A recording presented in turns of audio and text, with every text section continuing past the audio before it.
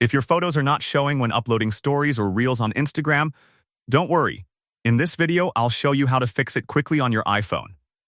First method, open the Instagram app on your device. Now tap on your story at the top left corner. If a permission pop-up appears, tap on it. Then select Allow Full Access. Once you do that, Instagram will be able to access all photos from your gallery.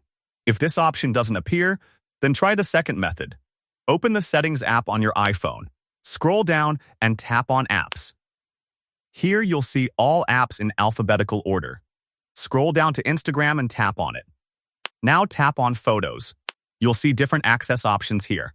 Select Full Access. After that, completely close the Instagram app. Then, open it again.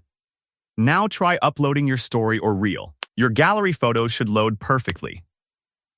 And that's it.